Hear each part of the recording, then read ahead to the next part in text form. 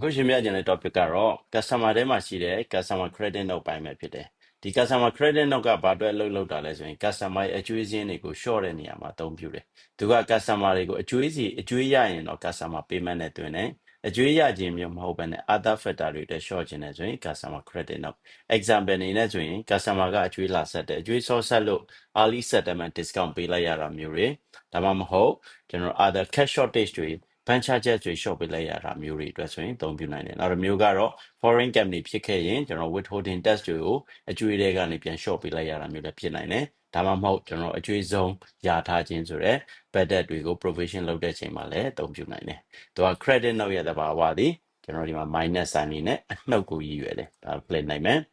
credit note ကိုစသွင်းဖို့အတွက်ဆိုညာဘက်ပေါ်ဆုံးတော့မှာရှိရယ် new CN credit note ကိုသွင်းလိုက်ရတယ် new JE ကျွန်တော် journal entry ကဲ့သို့သွင်းလိုက်ရတယ်သူကတော့ double entry ကတော့အတူတူပဲဘာပဲကွာလဲဆိုရင်ကျွန်တော် number ယူတဲ့ပုံစံကွာတယ်ကဲ credit note နဲ့ရိုက်ခဲ့ရင်တော့ CN နဲ့ပေါ်မယ် JE ကိုရွေးရင်တော့ journal number နဲ့ပေါ်မယ်ဒီပုံစံဆိုတော့စသွင်းမယ်ဆိုရင် new ကျွန်တော်တို့ရွေးမယ် customer ရွေးချယ်မယ်ခုကတော့ဦးစောစောကျွန်တော်ရွေးချယ်မယ်သူစီကကျွန်တော်ရဖို့ရှိတဲ့အကျွေးကတော့2.5 100ဒီတဲကမှအစွန်းထွက်ပြတဲ့100ကိုကျွန်တော် short ချလိုက်ခြင်းနဲ့ discount နဲ့ဆိုရင်တော့ account ဟန်ရွေးချယ်မယ် DISCOUNT discount short ခြင်းတဲ့ amount ကိုကြိုက်မယ် short ခြင်းတဲ့ voucher ပေါ်မှာကျွန်တော်တို့က tick ပေးမယ်ပြီးပြီဆိုရင်တော့ကျွန်တော် save လုပ်လိုက်မယ်ဆိုရင်တော့ right click double entry စစ်ပါမယ်